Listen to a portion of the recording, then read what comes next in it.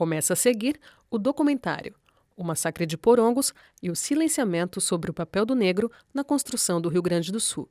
Projeto da graduanda em jornalismo Marcela Oliveira, em parceria com Felipe Couto, em alusão ao Dia da Consciência Negra.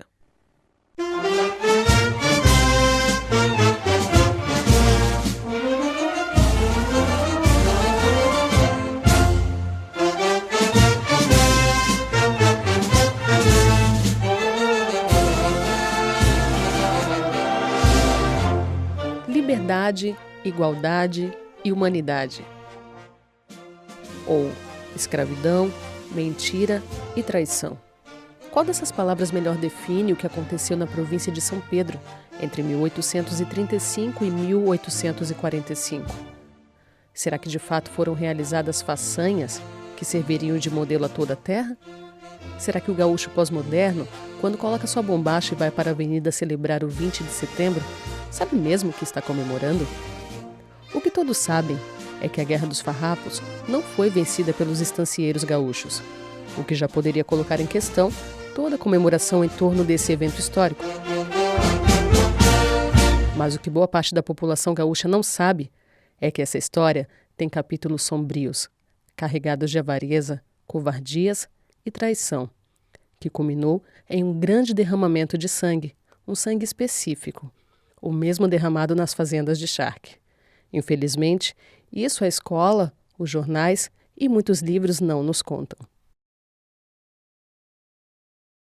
A Revolução Farroupilha foi uma das revoltas que ocorreram no Brasil durante o período regencial. Encabeçada pelos estancieiros da então província de São Pedro do Rio Grande do Sul, que tinham como principal produto o charque, teve grande notoriedade por ter sido a mais longa guerra civil da história brasileira. Foram 10 anos de batalhas entre imperialistas e republicanos, tendo seu início marcado em 20 de setembro de 1835, com a tomada de Porto Alegre, e seu fim decretado em 1º de março de 1845, com a assinatura do Tratado de Ponte Verde. Uma soma de insatisfações desencadeou a revolta, que também ficou conhecida como Guerra dos Farrapos. Essa revolta de caráter republicano contra o governo imperial iniciou com a declaração da separação da província do território brasileiro e a formação da República Rio-Grandense, ou República de Piratini. Roger Costa, doutor em História pela Universidade Federal do Rio Grande do Sul, nos traz um panorama a respeito dessas insatisfações. Dessa guerra civil vai estar relacionada pelas decepções com a Constituição Centralizadora Imperial de 24, com a perda da Guerra da Cisplatina, pelas altas taxas alfandegárias e impostos recolhidos pelo governo central, pela concorrência autorizada no mercado brasileiro da venda do charque platino, pelas dificuldades impostas pelo governo uruguaio ao comércio, ao contrabando e pela grande circulação de moedas falsas na província, E a gente deve levar em consideração que isso se realizou num espaço fronteiriço, Outra questão muito importante, mas que eu não consegui retomar porque eu não tenho mais o livro, é um livro do professor José Plínio Fachel, As Cisões Políticas entre os Farrapos, que é a dissertação dele na URGS, que é um livro muito bom, e ele vai argumentar que a questão principal não foi a questão do charque, a questão principal foi o imposto de 12 mil réis sobre légua quadrada de terra de campo, o imposto sobre a terra. Essa é uma questão muito importante. Do ponto de vista jurídico, o advogado e mestrando em Direito e Justiça Social pela Universidade Federal de Rio Grande, Fábio Gonçalves, nos conta um pouco sobre os reais objetivos dos chamados farrapos, que tinham como lema liberdade, igualdade e humanidade. Eu não verifico no movimento que houve no Rio Grande do Sul os elementos necessários para que nós interpretemos efetivamente como uma revolução. Aquilo que envolve, aquilo que fundamenta um processo revolucionário não se fez presente no que aconteceu no Rio Grande do Sul. Portanto, eu chamo de revolta. Não houve, por exemplo, alteração do ponto de vista efetivo, cultural, social, econômico, Enfim, houve sim um movimento protetista, que tinha como objetivo, como disse, resguardar as elites para que elas não restassem fragilizadas economicamente no tocante àquilo que as subsidiava. Então, a massa popular, por exemplo, restou mais mitigada do que mesmo antes do processo de revolta. Então eu sempre faço essa correção. Claro que eu me amparo, obviamente, né, e tudo aquilo que coloco, né, não falo sem ter fundamentação, né, enquanto um pesquisador, um historiador, um jurista, eu não falo sem ter fundamentação. Aquilo que digo aqui está amplamente discutido em algumas obras muito pontuais, especialmente de historiadores que eu chamo também de insurgentes, aos quais eu me filio. Portanto, eu corrijo, não há revolta, não há revolução, perdão. Nós entendemos como uma revolta elitista que visava pontualmente garantir, fazer com que permanecessem os privilégios que já existiam para uma elite que fez reverberar o seu legado até os dias atuais. Isso é importantíssimo. Na verdade, é importante ressaltar que esses ideais, eles são ideais copiados, como quase tudo que se fez na ocupação e desenvolvimento da Terra Brasilis, né? De outros processos revoltosos que nós poderíamos analisar também, né? E aqui, obviamente, estou me referindo à Revolução Francesa, né? Cuja qual também tenho algumas críticas muito pontuais e muito fortes também, né? Amparado em estudos, em pensadores aí que são insurgentes, como disse, né? Mas, obviamente, daqueles que foram fragilizados e ultrajados e mitificados, no sentido estrito da expressão, a população negra está, digamos assim, no olho desse furacão, né? Se a massa popular pobre no Rio Grande, né, no antigo continente de São Pedro, restou fragilizada, né, restou, como disse, mitigada, desculpe, ao povo negro se destinaram as práticas mais sagazes de subhumanização já naquele período. Só se passava, então, a valorizar a massa de pessoas negras que eram tidas como coisas, como posses, naquele momento histórico, quando se percebeu que poderiam aí engrossar as frentes das batalhas, dos embates diversos que se deram dentro da terra do Rio Grande, né? Aí, então, havia uma valorização. Mas, veja bem, uma valorização que, inclusive, era pouco inteligentemente barrada pela ideia de que os negros poderiam, obviamente, a qualquer tempo se insurgir, porque isso sempre aconteceu, costumo dizer, desde os primeiros tombeiros que aqui chegaram. Obviamente, houve insurgência, houve revolta, né? Para compor o exército dos farrapos, primeiramente, foram alistados os vadios e os desertores dos serviços militares. Todas as cidades deveriam recrutar homens de 18 a 35 anos. Após, percebeu-se a utilidade dos negros para além das charqueadas e olarias. Os mais ágeis e capazes incorporaram o grupo dos lanceiros.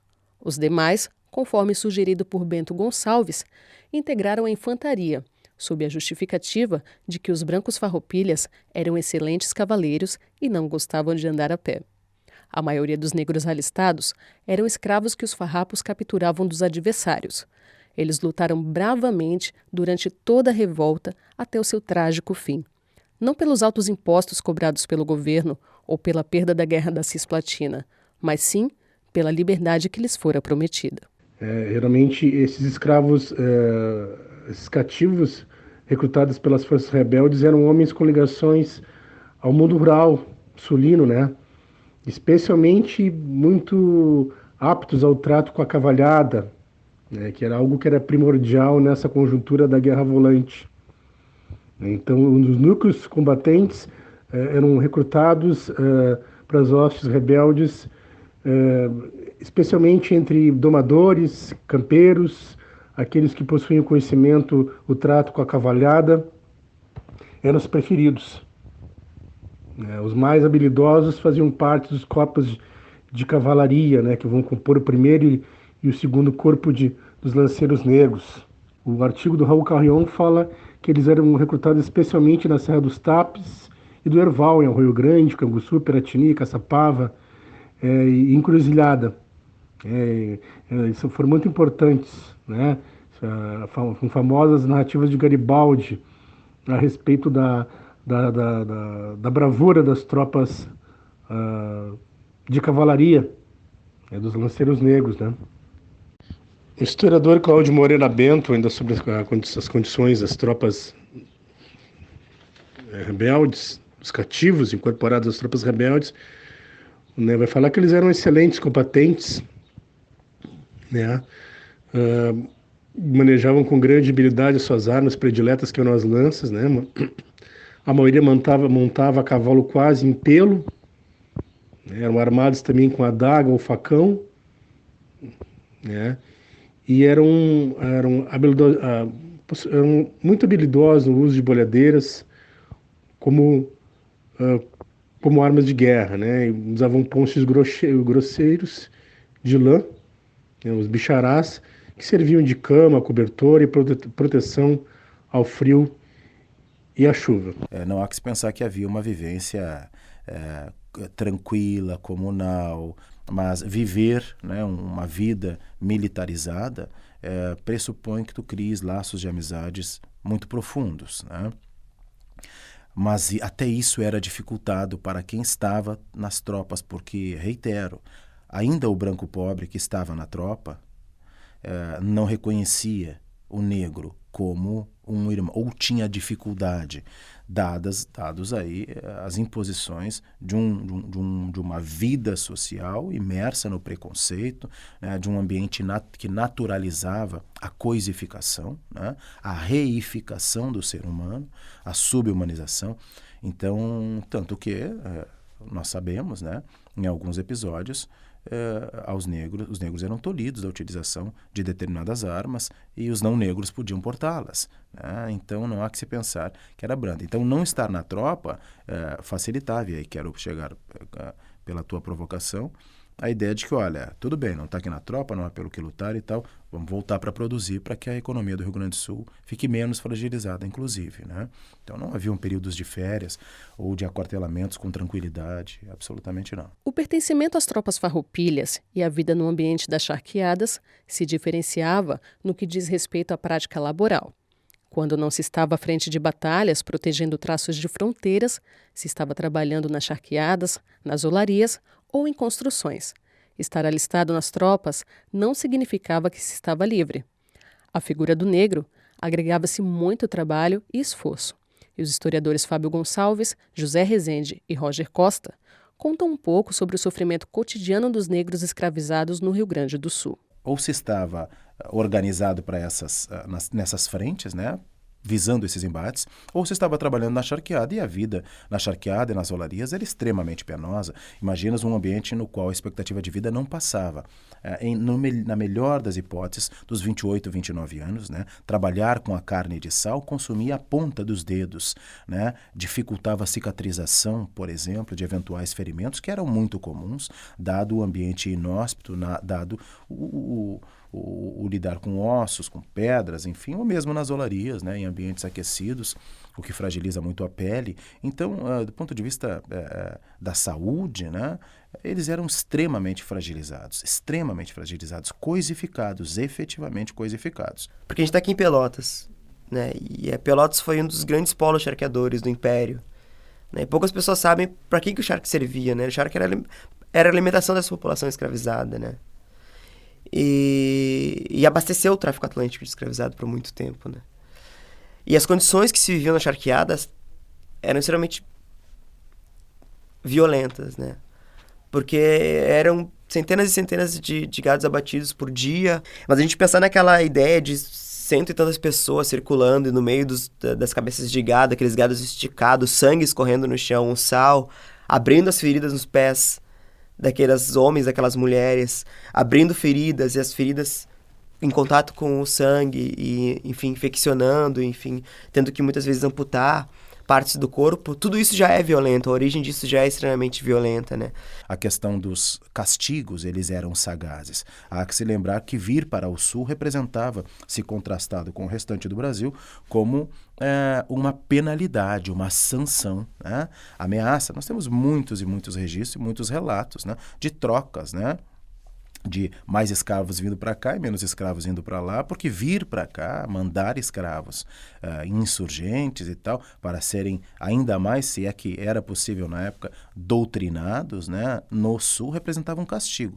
E pontualmente, porque aqui, aqueles que vigiavam, né, os capitães do mato, os capatazes, eles eram muito mais sagazes. E acrescentemos aí um outro elemento, as intempéries. Estamos falando do século XIX, uma época em que nós observamos, notadamente, os nossos amigos geógrafos e que trabalham, né, estudando tempo, clima, enfim, né, eles nos apontam que, e nós sabemos, tu és mais jovem, mas quando eu era criança, as estações do ano eram muito melhor demarcadas, quiçá no século XIX. O inverno no Rio Grande do Sul, que quero dizer, extremamente rigoroso, muito rigoroso, e isso agravava muito as vivências por aqui. Imagina que estamos tratando de seres humanos que vêm de um ambiente, né, de um continente onde predominantemente o clima é um clima desértico, né? E aí vindo para um clima subtropical, mas um subtropical muito bem demarcado, como era o do Rio Grande do Sul no século XIX, isso também, em alguma medida, agravava a vivência aqui. Portanto, né, contrapondo quem estava na linha de frente, passava nessa movimentação, fronteira para cá, embate, fronteira para lá, quem sobrevive segue, reagrupa, né, enfim, obedecendo alguma cadeia hierárquica. Obviamente a vida não era tão... os castigos não existiam com tanta frequência, no entanto, absolutamente não eram respeitados, né?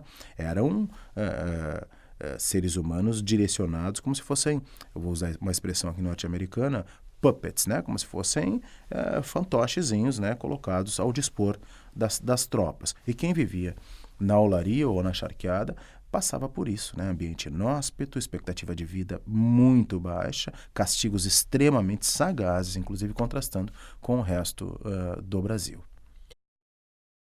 Em relação à Guerra Civil, as condições eram péssimas, as condições materiais eram péssimas, né, dos cativos que peleavam na Guerra Civil, né?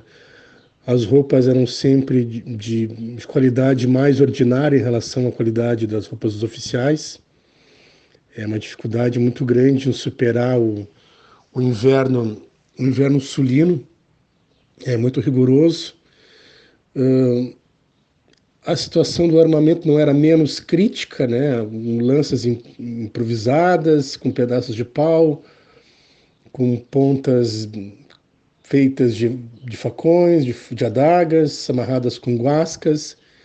Então as condições desses cativos na Guerra Civil era de muita penúria. Em 1844, a situação da guerra se tornava insustentável para a República Rio-Grandense. Já não seria possível mais suportar outros embates frente às tropas imperiais, pois elas eram subsidiadas, do ponto de vista militar, por outras partes do país. Iniciou-se, então, um processo de consenso no qual se garantia minimamente o que era de interesse dos farroupilhas. Porém, para que isso vigorasse, era necessário resolver um grande impasse: os negros que batalharam pela sua liberdade. Os lanceiros e os infantes, os negros, os cativos que lutaram nas tropas, nas hostes rebeldes, representavam um problema, um entrave à pacificação, né, a assinatura de um tratado de paz com o Império. Principalmente no final, os negros eram um problema para chegar à paz entre imperiais e farroupilhas, né? Alguns queriam que esses negros fossem libertos ou poupados. Os imperiais, né, por sua vez, queriam a devolução, já que a maioria desses cativos, eram escravos dos imperiais, que lutavam com os farroupilhas por uma promessa de liberdade, né? Então eles constituíram, na verdade, um problema, né? E vai chegar à conclusão de que a melhor maneira de resolver esse problema seria eliminando os cativos. Essa é a opinião do Juremir Machado da Silva, né? E a questão é que, à medida que aumentavam as possibilidades de pacificação, o governo imperial começou a se preparar, né, política e militarmente para isso, né? Mas a questão do grande número de escravos era uma questão espinhosa, já que eles, por exemplo, poderiam, procurar asilo, né, no Uruguai, né, e continuar a guerra, né? Também isso preocupava alguns chefes farrapos, né, contrários à abolição da escravidão, principalmente ali o grupo do Davi Canabarro e o Antônio Vicente da Fontoura, né, que vinham assumindo as principais funções civis e militares da República, né, afastando Bento Gonçalves, o neto, Domingos José de Almeida, né? E era um momento difícil porque de se obter um consenso mínimo para realizar a tratativa de paz. Então, nesse momento, os cativos envolvidos que lutaram, que pelearam na guerra civil, eles se configuraram num problema. O negro, qual tenha sido no Rio Grande do Sul ou no resto do Brasil, nunca aceitou de bom grado o processo de escravização, né? Não foi diferente no Rio Grande, e aqui os revoltosos tinham esse receio, por óbvio, né? E aí nós sabemos que ainda que os negros tivessem sido utilizados oportunamente na frente dos embates, né? Nas batalhas, a eles eles cuidavam muito para que eles não tivessem, por exemplo, não utilizassem, por exemplo, armas de fogo, né? Então isso é muito peculiar, né? Porque se tivessem utilizado, talvez o deslinde do procedimento todo, o processo todo revoltoso, tivesse sido diferente. Ou os objetivos tivessem sido alcançados de maneira, digamos assim, mais direta, mais rapidamente, né? O que não houve. Observa aí a mão pesadíssima do preconceito, da coisificação do racismo, né? Impedindo, inclusive, que se alcançasse um sucesso mais eficaz num tempo menor, né? Mas sim, a comunidade negra, obviamente, foi a mais mitigada nesse processo todo. José Rezende, que é mestrando em História pela Universidade Federal de Pelotas, sustenta que o medo da insurgência dos negros era evidente, tanto da parte do Império quanto dos farrapos. Isso vai nos fazer pensar sobre o desfecho da Revolução mais tarde. É importante dizer que esse momento na história do Império é um momento de bastante tensão, por causa do que eu já tinha falado das revoltas regenciais, mas também motivado por uma coisa que é muito importante, que dialoga com essa questão das charqueadas, que é a primeira revolta das Carrancas em Minas Gerais, que foi uma revolta de quilombolas e tal, que eles vão lá, matam senhores, e depois a revolta dos Malês na Bahia, que vai ser pautada pelos Haussás, pela comunidade Haussá, que é uma comunidade muçulmana, que era letrada, ou seja, conseguiu bolar toda uma estratégia de revolta, de rebelião, sem que os senhores ficassem sabendo, e foi duramente reprimida. E essas duas revoltas, elas ajudaram a condicionar o Código de Processo Penal e impor a pena de morte por insurreição escrava, né? E todas essas revoltas, elas davam muito medo ao Império, por causa da influência da revolta do Haiti, do haitianismo, né? A revolta do Haiti foi, enfim, aconteceu no início do século XIX, né? E o Haiti era uma colônia da França, e concentrava muita mão de obra escravizada, né? Eram muitas pessoas negras em comparação à pouca elite branca que tinha. E lá aconteceu uma coisa que não aconteceu em nenhum outro lugar que teve a escravidão atlântica, né? Que foi os escravos se rebelarem contra os senhores e tomarem o poder. Imagina isso no início do século XIX, frente ao que iria se tornar o Império Brasileiro, né? O Império Escravista. Então pensar que, por exemplo, numa charqueada, a concentração de escravos para homens libertos, escravos para homens brancos livres, era muito maior, né? Então, será que eles não tinham medo também? Diversos historiadores concordam que, de fato, era muito perigoso deixar livre um número tão grande de ex-escravos com experiência militar. Da mesma forma, se voltassem a ser escravizados como exigia o Império, representavam uma ameaça, quiçá ainda maior. Então, é nesse contexto que acontece na madrugada do dia 14 de novembro de 1844, o que por muitos é chamado de Surpresa de Porongos.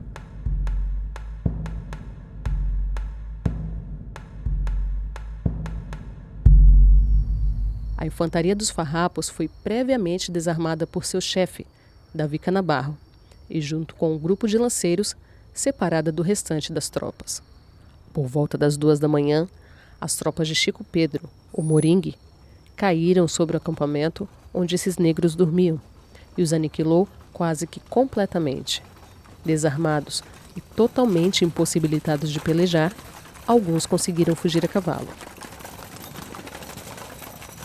Os lanceiros negros não fugiram. Pelo contrário, com suas lanças em punho, decidiram lutar o que poderia ser a sua última e gloriosa batalha. Mais de 100 homens do exército Farroupilha foram assassinados.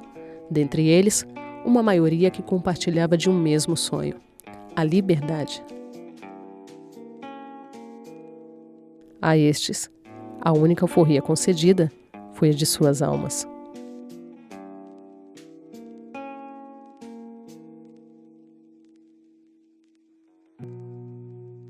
Absolutamente não há dúvida com relação à traição. Absolutamente não há. Do ponto de vista documental, do ponto de vista de pesquisa, de todas as pesquisas fiéis, comprometidas, né? O processo todo que acabou tragicamente nessa chacina, né? Que ocorreu no Cerro de Porongos, ele teve como gênese isso, né? Um construto, uma tratativa que se traduz como traição, efetivamente, né?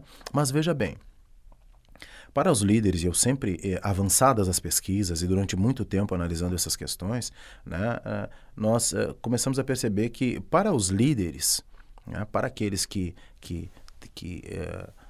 de uma maneira espúria, né, acabaram aí se associando nessa ideia de que aqueles seres humanos lá descartáveis mesmo, e a eles havia sido prometida liberdade, terras, enfim, e nós não vamos cumprir isso mesmo, e nós já não damos bola para esses seres humanos, então nós vamos deixá-los para a morte, armando, né, a partir da traição, armando um momento, criando um momento para que eles possam ser mortos, digamos assim. Para esses líderes, o que se estava fazendo era descartando vidas que não tinham importância maior. Tu compreendes? Dentro de um ambiente, é preciso que se perceba, dentro de um ambiente racista, que interpreta a figura do ser humano negro, do corpo negro, primeiro como um incômodo, depois como um incômodo conveniente, quando ele se presta, então, a ir para a frente de batalha. Em um ofício, Duque de Caxias passa todas as orientações para Moringue, dizendo-lhe como proceder no ataque. O documento, atualmente reconhecido pelo Arquivo Histórico do Rio Grande do Sul, torna cristalino o acordo entre o Império e os Farroupilhas na resolução do entrave das tratativas de paz, ou seja, os negros. No início da carta, Caxias diz: Ilustríssimo senhor, regule vossa senhoria suas marchas de maneira que, no dia 14, às 2 horas da madrugada, possa atacar a força ao mando de Canabarro, que estará neste dia no Cerro dos Porongos. Não se descuide de mandar bombear o lugar do acampamento de dia, devendo ficar bem certo de que ele há de passar a noite nesse mesmo acampamento. No conflito, poupe o sangue brasileiro quanto puder, particularmente da gente branca da província ou índios, pois bem sabe que essa pobre gente ainda nos pode ser útil no futuro. Não receie da infantaria inimiga, pois ela há de receber ordem de um ministro e de um general em chefe para entregar o cartuchame, sobre pretexto de desconfiança dela. Essa figura negra, esse corpo negro, que não é lido, não é valorizado como humano, portanto é descartável, né? Dentro de um ambiente racista, é a figura perfeita para ser objeto de uma traição, né? de um momento como esse. Portanto, tanto do ponto de vista econômico quanto do incômodo que o corpo negro cria ontem e hoje, em alguma medida, né? Obviamente dando um salto no tempo, já trazendo aqui uma crítica pontual à sociedade contemporânea, né? Mas o corpo negro que cria um incômodo deveria ser descartado, porque se não entregarmos terras, nós vamos acumular mais terras. Se nós ceifarmos as vidas, não teremos que nos preocupar com eventuais insurgências, com marginalidade, com ameaças constantes, porque afinal de contas são bons lutadores e tal, enfim, né? É interessante que isso é pouco dito, né? No momento que houve a chacina, nós vamos ter o auge da traição, né? Desse momento da revolta, mas muito antes já se cobrava aquilo que havia sido prometido, né? Muito antes, né? Terra, liberdade, porque muitos outros embates anteriores já haviam acontecido com a participação determinante de negros, né? Eu quero lembrar aqui que os negros que estavam, né, fazendo, né, parte da tropa dos lanceiros eram negros que lutavam como uma tropa de elite, aquilo que hoje classificaríamos como uma tropa de elite, uma tropa de linha de frente, resistiva, combativa, né? Que ainda sem armas, sem utilizar a pólvora, né? O chumbo, eles resistiam e garantiram muitos avanços e muitas vitórias em muitos embates.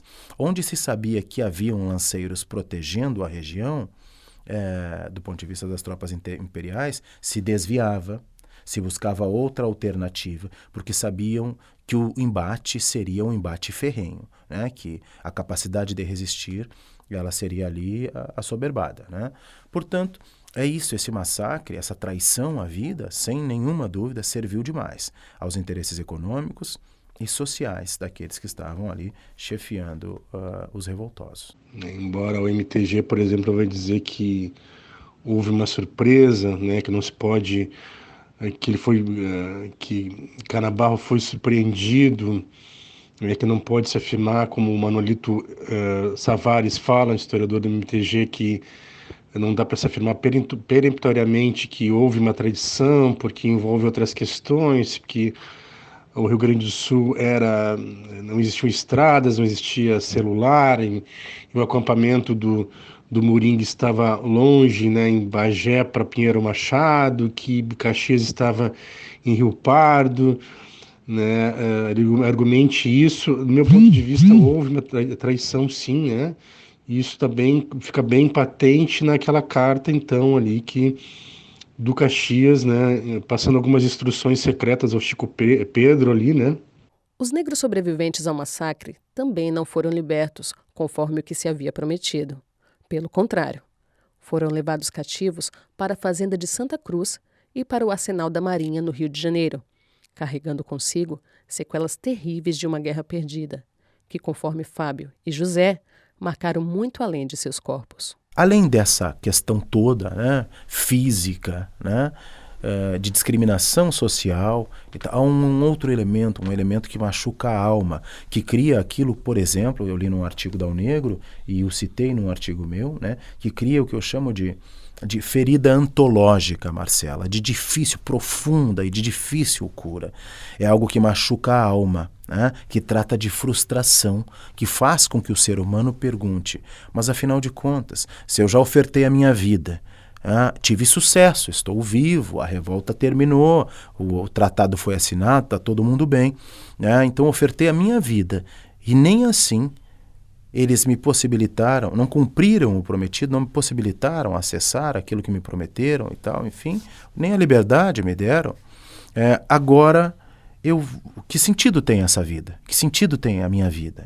Então é uma frustração que afeta a alma, é uma ferida de difícil cicatrização. Compreendes o que quero dizer, Marcelo? Um outro elemento foi incrustado. Então quando me perguntas como é que ficou, Fábio, como é que foi a vida do escravizado, né, e tal, enfim, ela se torna pior, Marcela, do meu ponto de vista. Há uma expressão africana que era muito comum, ficou muito comum na ocupação das fazendas do sul da América do Norte, do sul do atual Estados Unidos, né?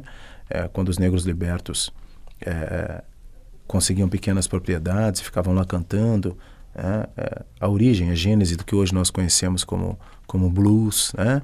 Que enquanto expressão traduz a tristeza, a melancolia, ou logo em seguida o próprio soul ou jazz, né? Mas são os negros de banzo. Uma excepcional escritora pelotense, com a qual tive o prazer de trabalhar no Ministério da Educação, a Maria Helena Vargas, tem 14 livros lançados. Num deles ela trabalha a expressão negros de banzo, que são os negros tristes, os negros a partir dos quais se verificava que havia se perdido a vontade de viver, né? Estar de banzo, né? Essa expressão que vem de África, né? Quer dizer isso, quer dizer guardar em si uma melancolia, uma tristeza tão profunda que é necessário um esforço sobre-humano, né? Para que essa ferida cicatrize, para que esse estado seja superado. É uma espécie de anomia social, Marcela. O que houve, para além da necessidade de ter que resistir às agruras de um Brasil que subhumanizava esses seres humanos, houve esse estado de anomia, né? As pessoas, em muita medida, perderam a vontade de viver, né? Sobretudo porque nada lhes foi garantido, né? A traição ela foi tão profunda, né, que criou uma ferida de difícil reparação, de difícil cicatrização, e que até hoje não foi cicatrizada, né? Esses grandes massacres, eles nos ajudam a pensar como a violência ela era naturalizada. A gente tem em 1831 o Código Criminal, né? A gente tem um Código Criminal antes tem um Código Civil no Brasil. Eu acho que isso fala muito do que é a sociedade brasileira até hoje. Eu acho que essas violências, elas exprimem no corpo das pessoas diversas traumas, né? Eu acho que a gente carrega esses traumas até hoje. Depois de solucionada a questão dos negros escravizados, só restava aos rebeldes o pedido de anistia. Assim, foi redigido o Tratado de Ponche Verde, no qual uma das cláusulas dizia que são livres e, como tal reconhecidos, todos os cativos que lutaram ao lado da República. Mas os imperiais jamais assinaram esse documento e, obviamente, essa cláusula não entrou em vigor. Dentro de uma sociedade cuja estrutura é racista, né, é difícil ler como um ser humano dotado de direitos quem até ontem era visto como um animal, como uma posse, como uma propriedade. Então, reitero, né, especialmente esse artigo, ele obviamente não terá, em que pese ele, do ponto de vista legal, ele tenha tido vigência, ele não é materializado. Trata-se apenas de uma formalização. E veja bem, uma formalização que tem um objetivo muito pontual: saciar, dar conta à imensa massa populacional, especialmente cativa, né, daquilo que era a esperança: ter a liberdade, ter posses, ser tratado como ser humano, ser integrado na sociedade. Então há, do ponto de vista legal, uma formalidade, mas que não se materializa.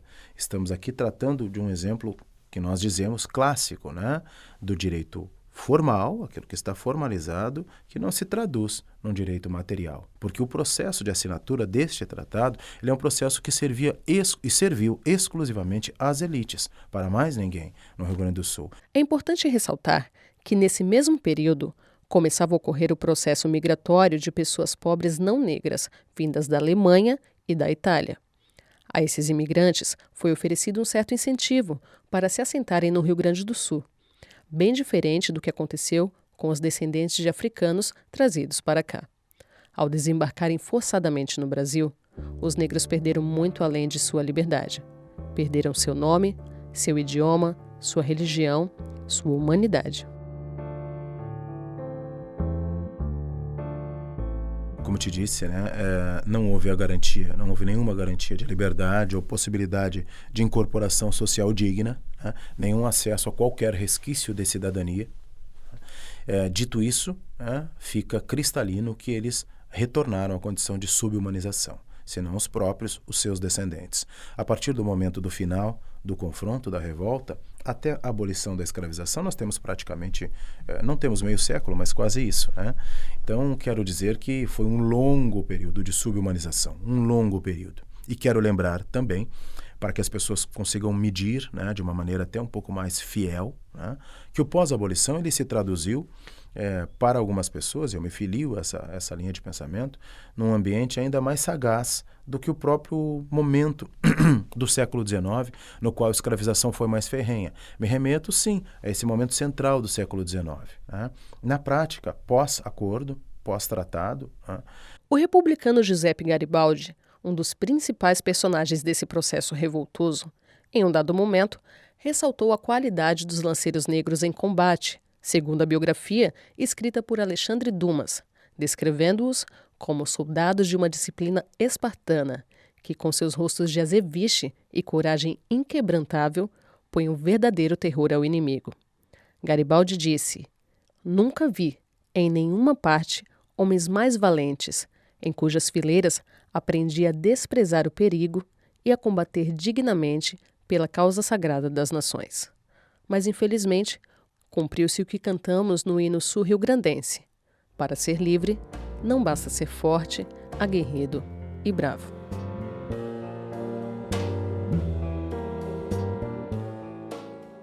Costumo falar que a liberdade ela era muito importante, ela era com certeza uma conquista, e que muitas daquelas pessoas viviam para obter aquilo, né? Mas a liberdade também é como uma miragem, né? Tu é livre até certo ponto, porque tu tem tantas coisas impostas sobre teu corpo, sobre ti, que a liberdade ela não é dada como é dada para uma pessoa branca livre, por exemplo, né? Então tem barreiras raciais que a liberdade não consegue superar. Esse capítulo da história da construção do que hoje é o Rio Grande do Sul aparentemente foi negado de todos nós por muito tempo. A história que aprendemos é muito mais romântica e heróica, o que indica fortemente que houve um processo de apagamento. Essas reflexões são importantes para que conheçamos o nosso passado, entendamos o nosso presente e possamos, quem sabe, contribuir para mudar o futuro das próximas gerações.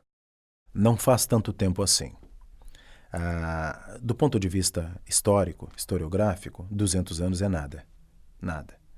É um pedacinho de tempo apenas. Por que é determinante compreender isso, para que as pessoas entendam por que ainda hoje não se valoriza o legado negro, em que pese nós saibamos desses processos criminosos que assolaram os negros. A própria Revolução Farroupilha abafou muito essa questão, né? A gente tinha comentado que o Bento Gonçalves ele vai relatar sobre como foi cruel, mas o Davi Canabarro ele vai ser levado a julgamento, né? Não sei se chega a ser julgado, mas ele responde às leis pelo que ele comete, né? Pelo massacre que ele cometeu.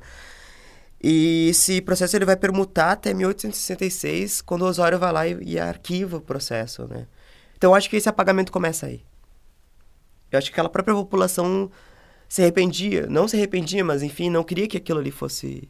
Porque pensar que o século XIX, pensar na ideia de honra valendo muito, né?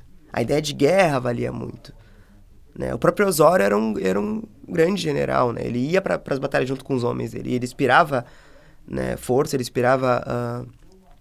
Eu acho que é aí que se constitui essa ideia desses mitos, desses heróis farroupilhas, né?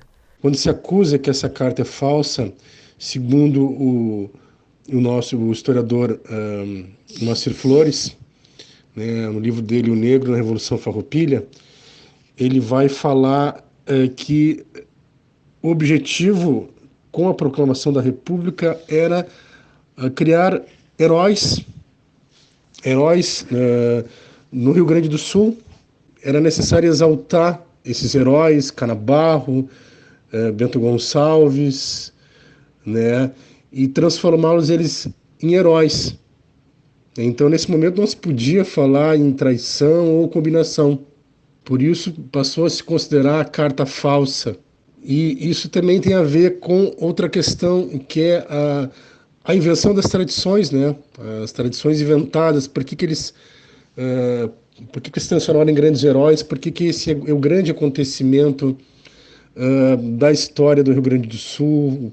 É o maior feriado estadual.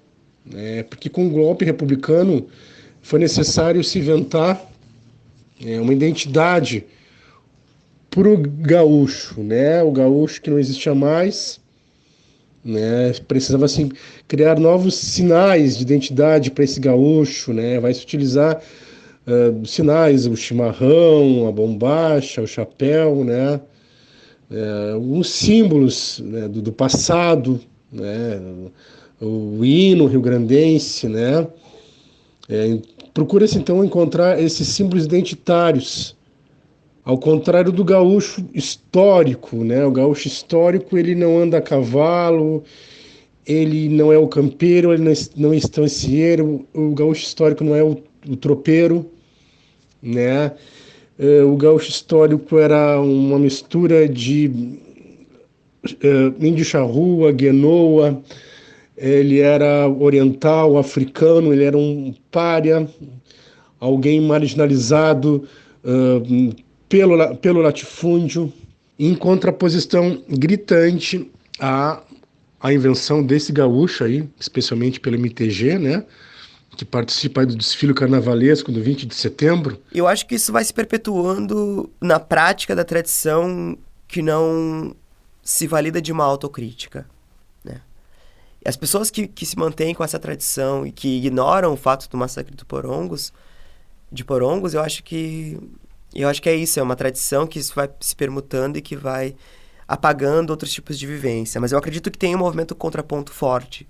Os historiadores que aqui nos ajudam a pensar todas essas questões veem na educação o problema e a solução na compreensão dessa história. É isso, né, Marcela? Porque nós somos educados de modo a entendermos que esse processo revoltoso foi um processo que deveria nos orgulhar, né? Essa foi a única versão que nos foi apresentada, né? Num primeiro momento, claro, né? Quando surge a história crítica e nós começamos a contestar, quando surgem os primeiros estudiosos negros, pesquisadores negros, é que nós começamos a contestar, mas eu estou te falando de 30 anos para cá, entende? De produção científica de 30 anos para cá, na melhor das hipóteses, tá? Então, essas comemorações ainda acontecem de olhos vendados, a crítica não é feita, ela sucumbe. Poderíamos festejar, mas de uma outra forma, Marcelo, entende? Dando voz, lançando luz sobre questões criminosas, né? Porque nós temos o direito à verdade, né?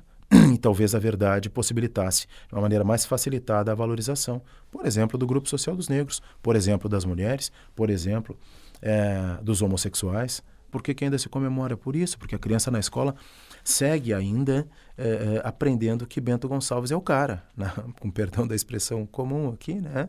Entende? E que Duque de Caxias é um herói, né? E aí nós temos aqui a principal avenida dessa cidade, né?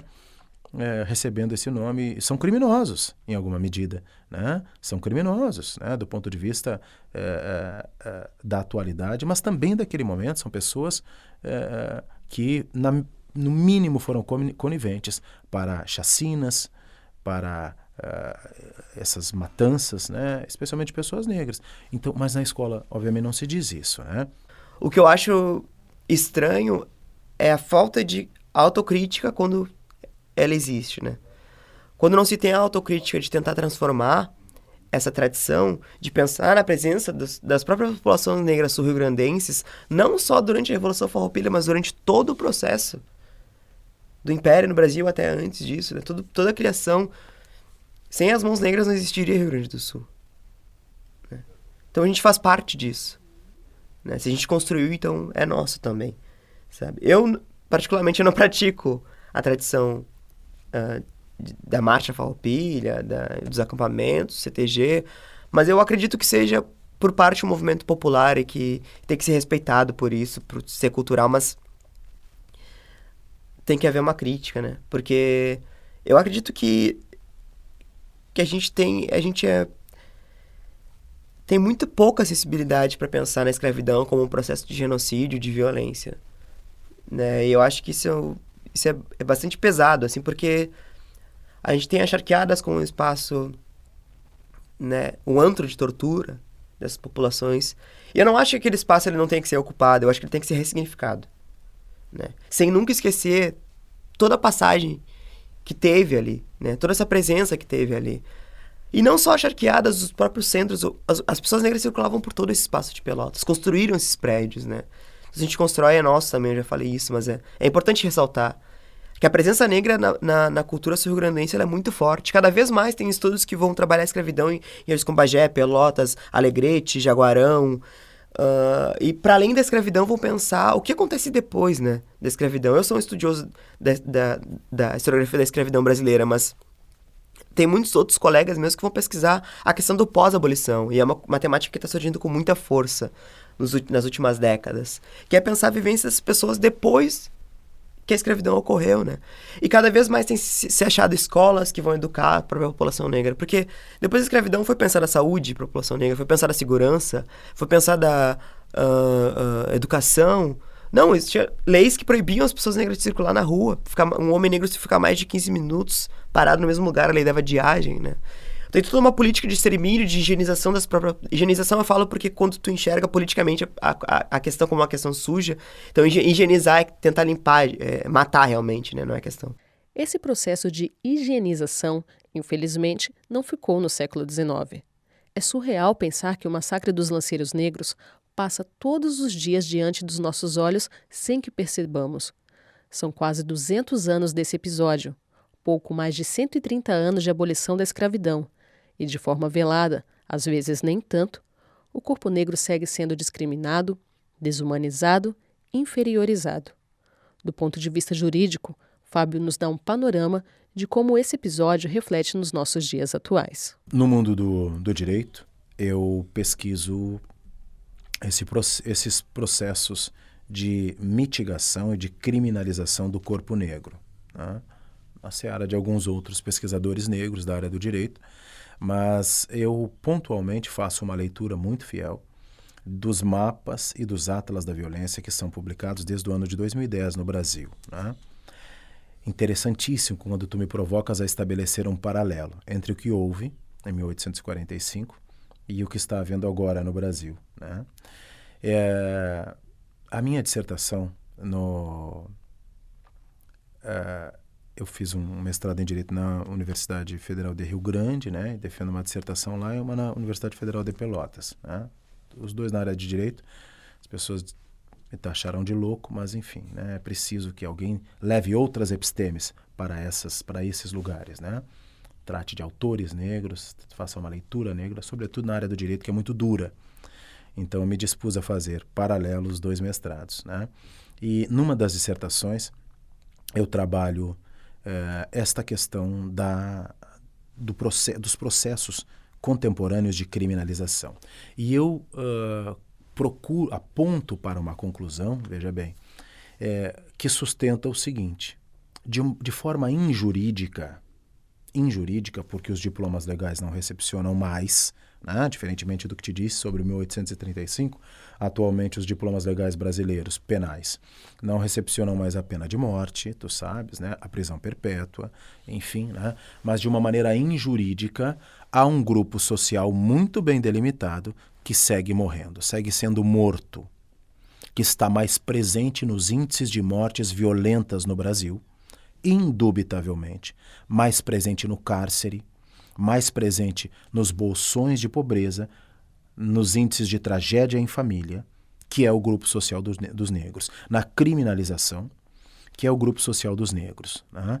Então, isso é indúbito. Quando nós invertemos a pirâmide social, porque agora conversávamos sobre a invisibilidade, o que eu chamo, num outro artigo, de paradoxo da invisibilidade, os negros são a maioria da população, mas invisíveis em espaços de poder, né? Eu analiso o porquê que isso acontece, né? Mas veja bem, quando nós não estamos presentes em espaços de relevância, mas ao invertermos a pirâmide social, estamos presentes, como disse, no cárcere, nas mortes violentas, nas tragédias em família, bolsões de pobreza e tantos outros fatores de criminalização, isso tem que querer dizer alguma coisa. E eu questiono na área do direito, né? E no mês passado palestrei de uma maneira dura e frontal na Semana do Advogado, aqui na Ordem dos Advogados do Brasil, e questionava os juristas, os advogados: será que é casual que a maioria dos negros seja criminalizada, seja quase 80% da população carcerária, enfim? Faço uma análise pontual e já vou fazer o link com porongos, tá? Eu elenco um crime comum, que é o crime de tráfico. O crime de tráfico possibilita, por exemplo, que a autoridade coatora, o delegado, por exemplo, possa me prender com drogas, ele pode, dependendo do volume de drogas, ele pode me classificar como usuário ou como traficante. Negros que são presos com muito menos droga, Marcela, são muito mais indiciados ao final de um inquérito, muito mais processados e, se processados, muito mais condenados, apenas muito mais duras, do que não negros, pegos com muito mais drogas, muito mais maconha, muito mais crack, muito mais cocaína, que são muito menos indiciados ao final de inquéritos. E quando são processados, são muito menos condenados, e quando são condenados apenas mais brandas. Ainda no Brasil se tem essa questão de que a gente vive em igualdade enquanto raça, né? E por que as pessoas pensam isso, assim? Porque o que aconteceu? Qual a diferença entre as pessoas brancas pobres na época da Revolução Farroupilha e as pessoas negras escravas? As pessoas brancas tinham um tipo de posse, elas tinham liberdade, né? Elas tinham, de certa forma, um pouco até de humanidade. Não tanto quanto as elites, mas tinham. As pessoas negras não. Então, já se parte de um paro diferente, né? A desigualdade existe desde então. E ela se constitui dessa forma. Eu estabeleço um paralelo que deixa cristalina essa diferença e pergunto: por quê? Qual é a razão? Por que é que isso acontece? Se não para aqueles desavisados que dizem, não, todo mundo é igual, aos olhos da lei, enfim, aquelas máximas, né, formais que estão nos nossos diplomas desde a Constituição, né? Então, ao analisar esses processos de criminalização hoje e denunciar que sim, a pena de morte existe no Brasil de forma injurídica, eu estabeleço um link com Porongos, com a possibilidade de matar um ser humano, de compreender que um ser humano é descartável. Já dizia Mano Brown dos Racionais, né? O ser humano é descartável no Brasil. Será realmente que toda essa vivência da escravidão não trouxe sequelas para a população brasileira, sequelas raciais, sequelas sociais? Será que é coincidência essas mortes? Será coincidência a guerra do tráfico como justificativa para entrar nas favelas e meter bala em criança? Eu acho que essa violência, ela acabou desumanizando os corpos negros. E até hoje a gente convive com essa desumanização, com essa formação de estereótipo, essa hipersexualização, e entender as pessoas enquanto não humanos, né? Enquanto bandidos, enquanto pessoas que podem ser descartadas. A gente viveu muito mais durante a escravidão do que em liberdade na história do Brasil, né? E eu acho que o massacre do Porongos, ele ajuda a gente a refletir sobre isso. E sobre a própria presença negra no Rio Grande do Sul, que... Então, o link entre Porongos e a contemporaneidade é o ideário, a ideia de que algum ser humano, algum grupo social, algum ser humano é passível de descarte. A vida vale menos de algum ser humano e tal. Ora, isso estimulou que se combinasse a traição de Porongos, isso estimula a morte dos meninos na favela, estimula 80 tiros, estimula, enfim, essas outras agruras que estão acontecendo aí, que as pessoas dizem que é coincidência e tal, enfim, mas que nós sabemos muito bem que não é. O genocídio permanece, é isso que quero dizer, né? Ele está aí documentado, diuturnamente documentado. Segundo o último Atlas da Violência, né, publicado há cerca de 4 meses atrás, referente aos dados do outro ano, obviamente, né, a mulher negra tem quase 5 vezes mais possibilidade de morrer violentamente do que uma mulher não negra, enquanto as mulheres o feminicídio para mulheres não negras caiu em quase 8 pontos percentuais, de mulheres negras aumentou quase 20. Veja, há um range de quase 30%. É feliz que o feminicídio caiu para mulheres não negras, os índices, né, para mulheres negras aumentou em quase 20 pontos percentuais. Isso está publicado, né, no último Atlas da Violência. Então isso tem que querer dizer alguma coisa, né? Contra a violência, a criminalidade, o preconceito, a intolerância e outros tantos problemas enfrentados pela nossa sociedade, só há uma arma: para Nelson Mandela, para Fábio, para Roger, para José: a educação. O conhecimento transforma, liberta, abre caminhos. A falta de conhecimento também é uma forma de escravidão. Como bem disse a filósofa norte-americana Angela Davis, temos que falar sobre libertar mentes tanto quanto sobre libertar a sociedade. Eu tenho... A minha opinião é totalmente pautada... Tem um lado, assim, né? Porque eu acredito muito na educação. Eu acredito que os frutos do massacre do Porongos e o reflexo do racismo no Brasil hoje, eles continuam muito violentos. E eu acho que o racismo, ele se combate enquanto estrutura, né? Ele se enxerga enquanto estrutura e se combate enquanto estrutura. Eu acredito que pra gente combater o racismo, a gente tem que entender como ele funciona, principalmente, né? Nessa sociedade de forma mascarada, de forma implícita, e através disso agir, né? Contrapor. A Bell Hooks fala muito isso, né? Usar as armas do colonizador contra ele, né? Então eu acredito que os meios legais, que o meio também, o âmbito educacional é importante pra gente transformar essa visão em relação ao massacre, essa não visão em relação ao massacre, né? Eu acredito que isso já tenha acontecido aos poucos, assim. Eu acredito que também falta um diálogo entre a universidade e as escolas públicas, né? Enfim, a gente tem vários outros projetos. Tem o livro Pessoas Comuns, Histórias Incríveis, A Construção da Liberdade na Sociedade Sul-Rio-Grandense, 2017. Africanos Afrodescendentes, Imagens de Porto Alegre, 2018.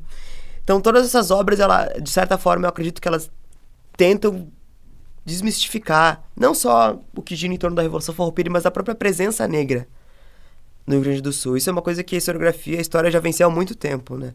Eu acho que o entrave pega muito na questão de quando isso vai passar para os livros didáticos, principalmente como isso vai ser tratado na sala de aula, né? Porque, enfim, tudo isso tem ideologia, tudo isso tem um lado, né? As pessoas escolhem o que elas vão querer ver. Agora, não perco a esperança. Na seara dos nossos antepassados, e eu finalizei um último artigo na semana passada com essa frase. Na seara, ou pelo menos com essa expressão, com essa ideia, na seara daquilo que os nossos antepassados fizeram, possibilitando que nós pudéssemos estar aqui, Marcela, conversando como homem e mulher, mulher e homem, livres, né, procurando produzir conhecimento diferenciado, né, na seara do que eles fizeram, que nos possibilitaram esse momento. E estamos, abrindo parênteses, Marcela, num local emblemático, eu não sei se tu sabes, essas paredes todas, eu dei aula há algum tempo aqui, no início do ano de 2000 aqui, funcionava um antigo cursinho pré-vestibular chamado Desafio Pré-Vestibular aqui. 99, por aí, 98, eu sou um dos fundadores. Então, dava aula aqui, umas salas aqui. Mas essas paredes todas foram erguidas por escravizados, o liceu, enfim, tu sabes, o anel central todo, né?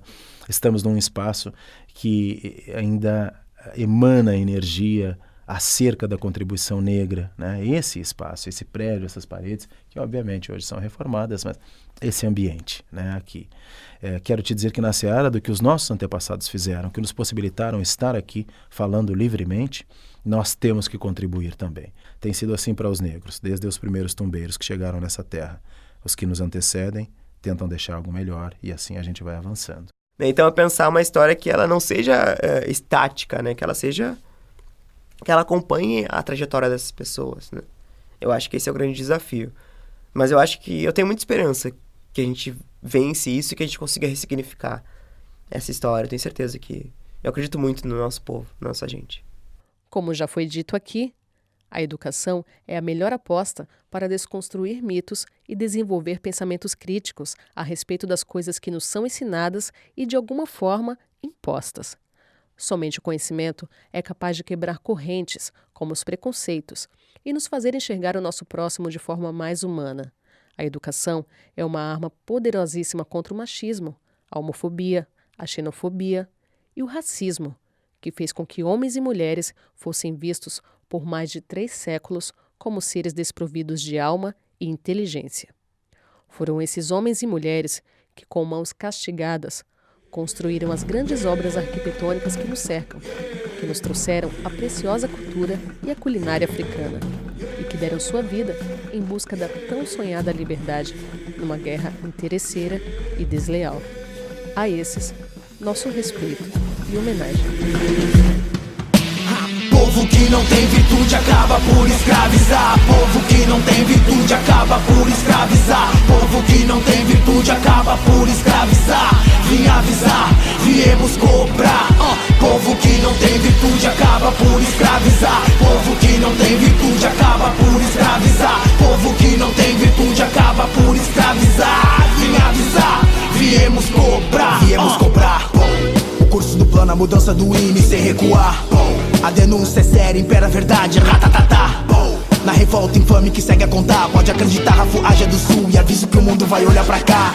Sigo estudando, pensando, vivendo o que eu nunca vivi. Pensei que tão cedo não vinha, mas certo que um dia esse rap tava pra sair. Sem espaço pros coniventes que nos excluem da história inteira. Sem tempo a perder, é por Oliveira Silveira.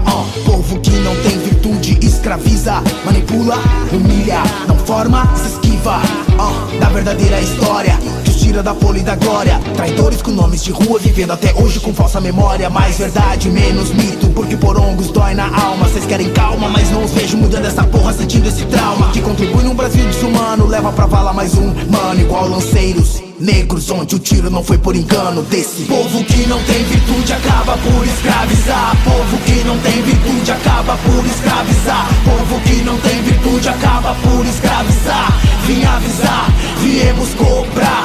Povo que não tem virtude acaba por escravizar. Povo que não tem virtude acaba por escravizar. Povo que não tem virtude acaba por escravizar. Vim avisar, viemos cobrar.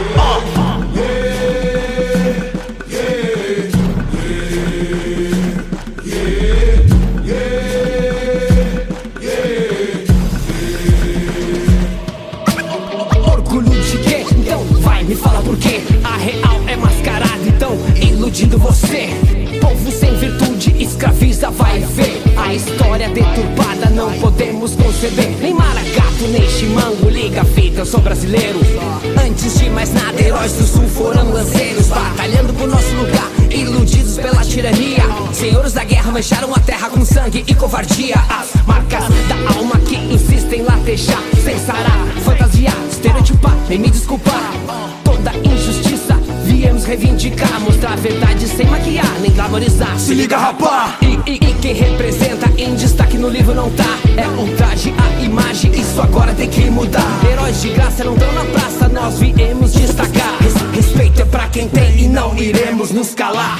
Povo que não tem virtude acaba por escravizar. Povo que não tem virtude acaba por escravizar. Povo que não tem virtude acaba por escravizar. Vim avisar, viemos cobrar.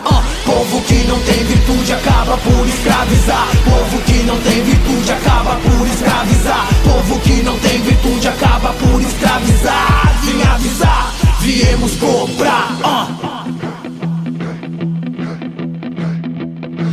Uma história opressora que não fala a verdade. Todo 20 de setembro eles escondem a crueldade. Não clamamos por vingança, mas queremos nossas terras. E que tenham vergonha e não mascarem a sua guerra. Não mascarem a sua guerra, que vocês tenham vergonha e não mascarem sua guerra. Mas não basta abraçar preto e tirar foto do meu lado. Comprei de lá em Porongo